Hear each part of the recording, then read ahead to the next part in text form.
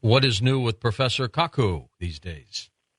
Well, this past weekend, something happened which really disturbed me, and that is the sun is having this temper tantrum, and it's getting worse and worse. Oh, boy. We had 5 solar flares erupt last week, 2 just in the past weekend.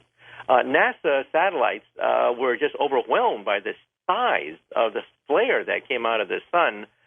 Two flares came out of the sun on Friday and Saturday, and we're headed toward the 11-year sunspot cycle maximum now. And the fear is that one of these solar flares could hit the Earth, in which case all hell could break loose. And, it's just a matter of time, isn't it? It's a matter of time. We've had a big one about 150 years ago in 1859. We had a huge solar flare that hit the Earth. Back then, we only had telegraph wires, but even they were shorted out. And you could read the newspaper in Cuba at night by the light of the northern lights, the aurora borealis, as far south as Cuba. And from that, we physicists can recalculate how big that solar flare of 1859 must have been. If we were hit with another one like that, it would fry our satellites, communications would go down instantly, power plants would be shorted out, and in a worst case, remember, this is a worst-case scenario now. That's right. We physicists believe that it could be 20 times worse than Hurricane Katrina. Oh, my God. So imagine 20 Hurricane Katrinas ravaging the Earth simultaneously. And you can begin to estimate the kind of damage you can get if there's a direct hit from one of these solar flares. And, we're headed toward the maximum. More and more flares are going off the sun. We had another big one last month, by the way. So far, we've dodged the bullet. So far, we've been able to miss the solar flares. But these solar flares are like bullets. Sunspots are like rifles. Think of rifles shooting bullets into outer space and missing the Earth, because, of course, outer space is quite big.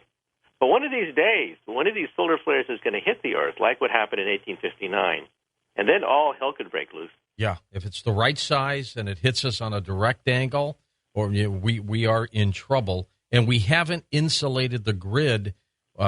Everything could go down. I'll tell you what concerns me too, Michio, is what happens if the power goes out? What about all our nuke plants? And we won't have the ability to, they will melt down, won't they? Yeah, take a look at what happened in Japan. The backup power generators were in the basement. You can't think of anything worse, any worse place to put a generator than in the basement of a building. It was flooded almost immediately by the tsunami. And so the reactor almost instantly was dead in the water. They had no power.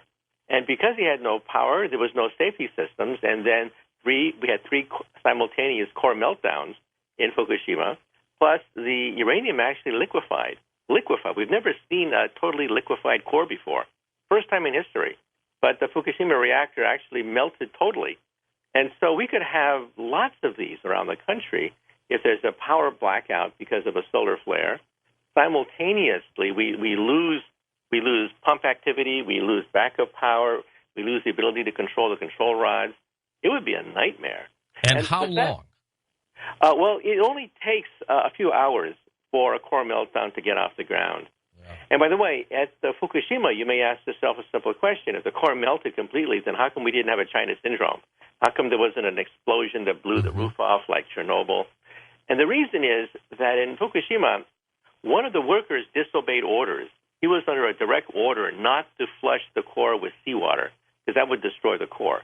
The utility thought they could revive the reactor still. They had illusions about that.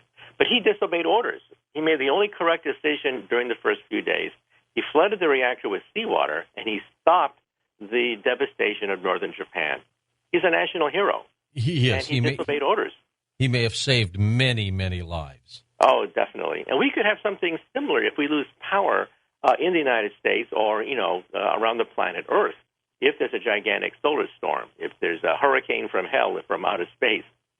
Now, we physicists went to Congress last year, and we asked Congress for a few $100 million, that's chump change, to reinforce our power plant, to build a backup grid, to make our satellites so that we could shut them down in case of a major flare, or maybe even have safety systems on the next generation of satellites.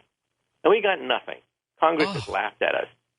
But, we're the physicists of this country. We're the American Physical Society. We're the organization of physicists in this country. And we said to Congress that these are rare events, maybe once in 100 years, once in a 200-year event, but it's inevitable. It's inevitable that one of these bullets is going to hit the Earth like what happened 150 years ago. And when that happens, it's going to be worse than Katrina. It's an insurance policy. Why would they not jump all over this? Well, they said things like, times are hard and, the probability of an event is low. But, power blackouts have happened because of sunspot activity. In Quebec, Canada, for example, and in South Africa, certain cities were hit with solar flares, but they were not a direct hit. They were like a grazing blow to the Earth, and we've had power blackouts. Now, see, here's the problem. We're very young in the space age.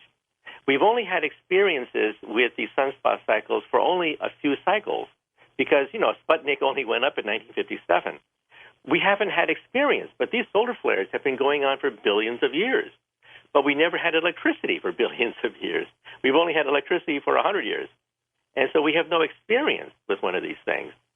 And so it's just like hurricanes. People think that, hurricanes are bad, but they're very rare, so why bother to prepare for them? Then one day it hits you, and then you lose $50 billion like in Hurricane Sandy. Yeah, I think it's foolish that they're not doing this, Michio. They should have jumped all over your proposals, and that it should have been implemented right now. We should be building infrastructure right now, insulating the grid, protecting our power plants. It's going to bite us one day.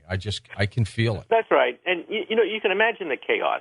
If all of a sudden we have power blackouts simultaneously across the country, no rescue crews are going to come in from neighboring cities because they, too, will be knocked out. So you're not going to see ambulances and fire trucks from neighboring cities to take care of us in case of a power blackout. And then food is going to rot in refrigerators, as what happened with Hurricane Sandy. It only takes a few days for food to rot. And new food is not going to come in from the outside because there is no outside. And so food riots are going to start in a few days because people realize that there's no food to eat because all the food is rotten because there's no electricity. And so you can imagine the kind of chaos you're going to have. Now, here in the Northeast, we had Hurricane Sandy. But, we got relief from the outside. The rest of the country was not paralyzed. That's right. The airports were up and running in a few days. And so shipments of food, trucks can come in. But can you imagine what happens if there's no outside? That if they, too, are hit simultaneously with one of these solar flares? And, like I said, we're headed for a solar maximum now. In just a few months, we'll hit the peak of this solar cycle. And so the temper tantrums that we had last week will be multiplied in the coming weeks. And there'll be more and more newspaper reports, especially from NASA, monitoring the sun, because we never used to do this before, by the way. We never used to monitor these things. Now we monitor them, because now we begin to realize, oh, my God, this could really be a big one. Now it scares. I wonder what the Mayans really knew, Michio, when they talk about the Mayan calendar end date. I wonder if it was truly going to be some kind of solar event. Well, I don't know. All I know is that the laws of physics tell us that this happens every 11 years. The reason for that, by the way, is that the North Pole and the South Pole of the sun flip every 11 years. Because the sun spins, it sort of like winds up its magnetic field lines, like winding the windings of a clock. If you wind the windings of a clock too much, it springs open. It pops out at you, right? That's what happens every 11 years. When the sun spins, it winds up its magnetic field lines, like winding up the windings of a clock. And after 11 years, it can't take it anymore and goes boing, boing, boing, boing. Boing, off it goes. and goes north-south flips. And so we have a pole shift for the sun every 11 years. And this has been going on, of course, for billions of years. But we didn't have a space program back then. We didn't have power grids back then to worry about.